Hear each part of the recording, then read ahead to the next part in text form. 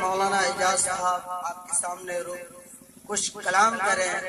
ہم جناب مولانا خورشید صاحب جو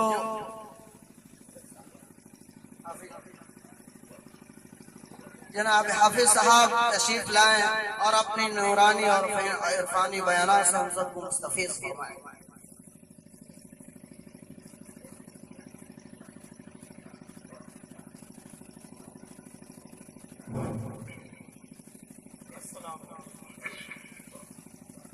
نحمده ونستعينه ونستغفره ونؤمن به ونتوكل عليه ونعوذ بالله من شرور أنفسنا من سيئات أعمالنا من يهده الله فلا مضل له ومن يضلله فلا هادي له ونشهد أن لا إله إلا الله وحده لا شريك له ونشهد أن محمدا عبده ورسوله.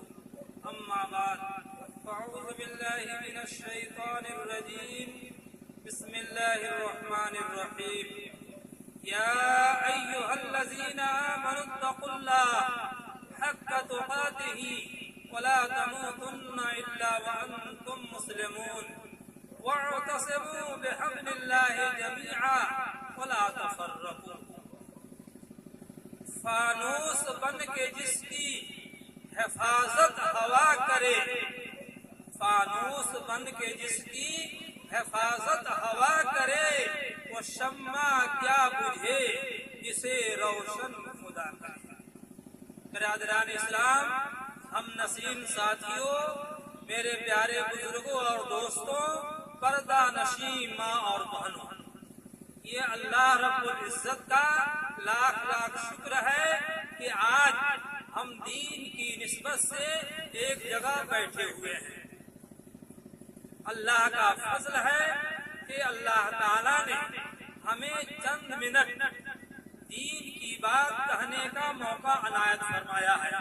امید ہے کہ اللہ تعالیٰ حق بات کہنے اور ہر شخص کو اس کو سمجھ کر عمل کرنے کی توفیق عنایت فرمائے.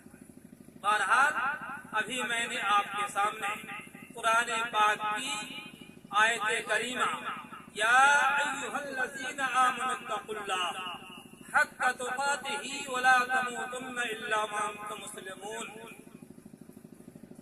اے ایمان والو، اے ایمان والو، ڈرو اللہ سے. اے ایمان والو، ڈرو اللہ سے اگر واقعی تم مسلمان ہو. یعنی سارے مسلمانوں کو اللہ تعالیٰ حکم دے رہا ہے کہ اللہ سے ڈرو جیسا کہ اس سے ڈرنے کا حق ہے اگر واقعی تم مسلمان ہو.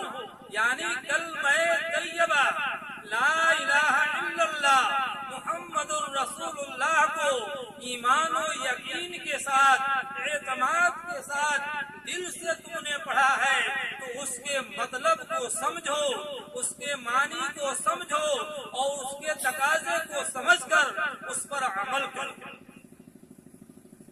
وہ بجلی کا کڑکا تھا یا صوت ہادی، وہ بجلی کا کڑکا تھا یا صوت ہادی، عرب کی زمین جس نے ساری ہلا دی. وہ کیا چیز تھی کہ صرف 23 برس کی مدت میں جو لوگ بالکل نادان تھے، وحشی تھے، جاہل تھے، جانوروں سے بدتر تھے، اور کون ایسی گناہ ہے جو عرب کے سرزمین پر نہیں ہوتی تھی، یہاں تک کہ اپنے بچیوں کو زندہ درگور کر دیا کرتے تھے. جاہلیت کی انتہا ہو گئی تھی، انسانیت مٹ چکا تھا. قربان جائیے کہ اس موقع سے اللہ تعالیٰ نے ہمارے آقا مولا صلی اللہ علیہ وسلم کو عرب کی سرزمین پر مبعوث فرمایا اور صرف 23 برس کی مدت میں وہ انقلاب پیدا کر دیا جو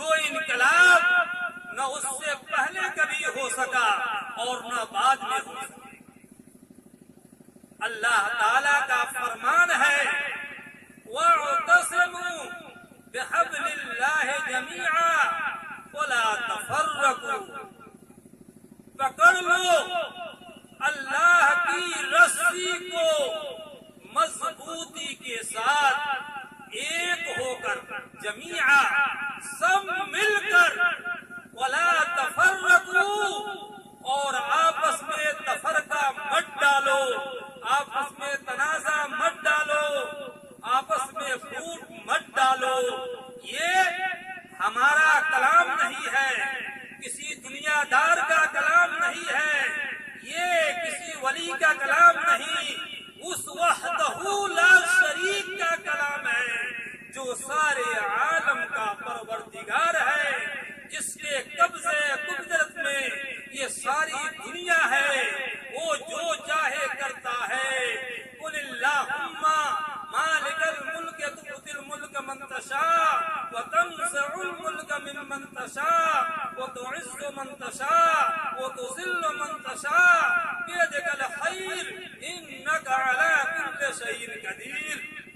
अल्लाह ताला जिसे चाहता है मुल्क अता कर देता है और जिससे चाहता है छीन लेता है, जिसको चाहता है इज्जत देता है और जिसको चाहता है जलील करता है। तमाम खैर की बातें अल्लाह ही के वास्ते है और वो हर शय पर करता है। अगर अल्लाह ताला के फरमान को हम नहीं मानेंगे तो हमारा ना दुनिया में कोई ठिकाना होगा और ना आखिरत में कोई ठिकाना होगा।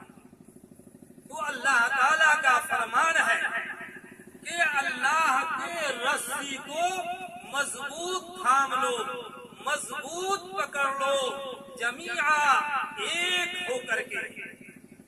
एक का मतलब कि जिसने भी कलमे तैयबा ला इलाहा इल्लल्लाह मुहम्मदुर रसूलुल्लाह पढ़ के इस्लाम की आगोश में आ गया है, इसमें आलिम भी है, जाहिल भी है, मालदार भी है, गरीब भी है, छोटे भी हैं, बड़े भी हैं, अच्छे भी हैं, बुरे भी हैं, सबको समेट लो और एक बन जाओ। और जब एक बन जाओगे और तुम्हें तफरका नहीं होगा, फूट नहीं होगा, तो इंशाअल्लाह तुम ही कामयाब रहोगे। और तारीख शाहिद है कि अभी मैंने बताया कि अरब के सरजमीन पर जाहिलियत की हद हो गई थी, दरिंदगी की हद हो गई थी, इंसानियत बिल्कुल मादूम हो चुकी थी।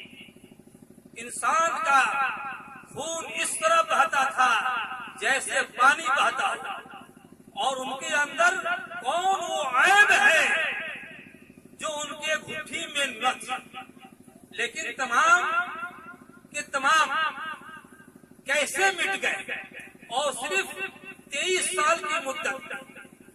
इसलिए कि जब उन्होंने कलमे तैयबा ला इलाहा इल्लल्लाह मुहम्मदुर रसूलुल्लाह को पढ़ा तो रस्मी तौर से नहीं पढ़ा, दिखावे के लिए नहीं पढ़ा, रिया के लिए नहीं पढ़ा, बल्कि उसको इखलास के साथ सिद्ध के दिल से अल्लाह ताला के वहदानियत को इकरार करते गए और नबी पाक सल्लल्लाहु अलैहि वसल्लम के रसालत की इकरार करके दिल से इस कलमे को पढ़ा।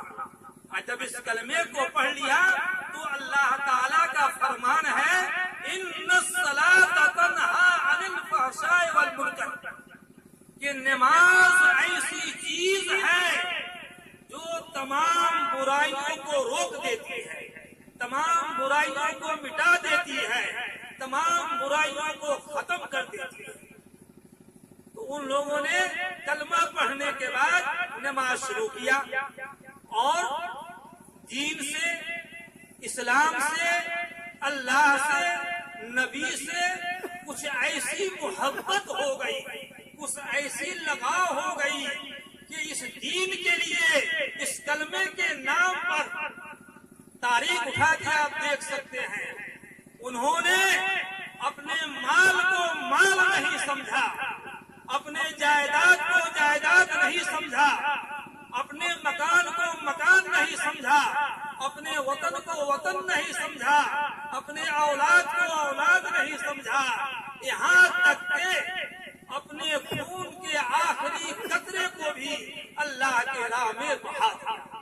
جہاں ضرورت پڑی اپنے دولت کو اللہ کے راہ میں نچھاور کر دیا، ضرورت پڑی تو اپنے اولادوں کو اللہ کے راہ میں نچھاور کر دیا، ضرورت پڑی تو اپنے وطن کو خیر باد کہہ دیا، اور ضرورت پڑی تو اپنے خون کے آخری قطرے کو بھی بہا دیا، اور دین سے ایسے مانوس ہو گئے کہ جو لوگ، ایک ادنا مثال دے رہا ہوں، کہ جو لوگ ایک سیکنڈ اگر شراب نہ پیئے تو ان کو چین نہیں آئے، ان کو چین نہیں آئے، لیکن جب اللہ تعالی کا فرمان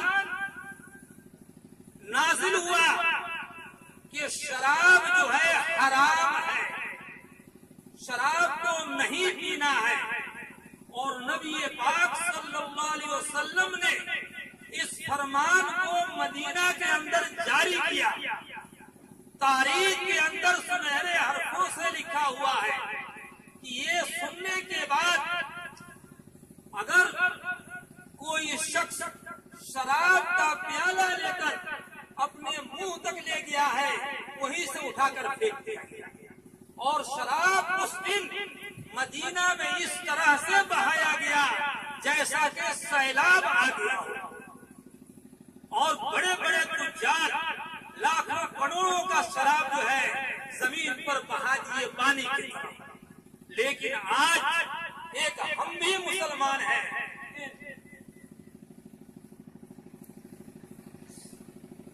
ہم بھی ایسے مسلمان ہیں کہ اللہ کے فرمان کو، نبی کے ارشاد کو بارہا سنا کرتے ہیں، لیکن عمل کرنے کی کوشش نہیں کرتے، اس لیے کہ جو ایمان اور جو ایمانی جذبہ اور جو جوش ان صحابہ کرام کے اندر تھا ہمارے اندر بالکل نہیں۔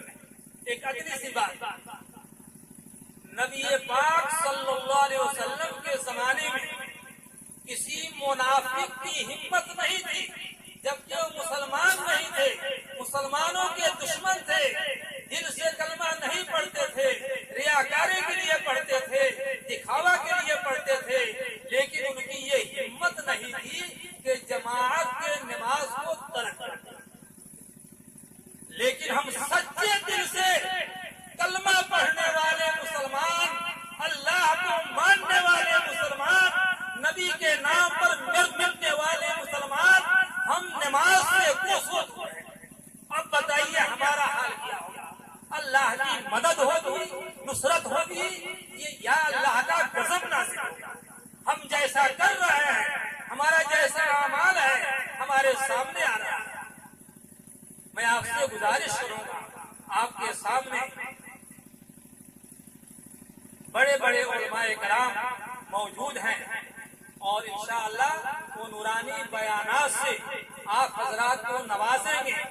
ہم امید کرتے ہیں کہ آپ حضرات ان کی باتوں کو سن کر اپنے دل میں اتارنے کی کوشش کریں گے، اور پھر اس کے موافق اپنے عمل بھی کرنے کی کوشش کریں گے، اور اپنے گاؤں کے اندر ایکتا، اتحاد، اتفاق، میل، محبت، بھائی چارگی پیدا کریں گے۔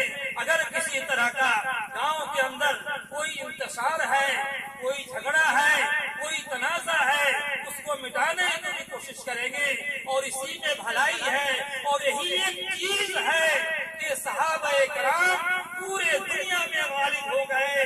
وہ مٹھی پر تھے، گنے چنے تھے، ان کا نام انگلی پہ شمار ہوتا تھا، لیکن دنیا کے بڑے بڑے نامور بادشاہ ان کا نام سن کر کانپتے تھے، تھراتے تھے۔ کیوں؟ کہ ان کے اندر اتحاد تھا، اتفاق تھا، آپس میں میل محبت تھی، اور اللہ اور رسول کے حکم کے خلاف ورزی وہ نہیں کرتے تھے۔ دعا کیجیے کہ اللہ تعالیٰ ہم سب کو کہنے سننے سے زیادہ عمل کی توفیق عنایت فرمائے۔ وآخر دعوانا الحمدللہ رب العالمین۔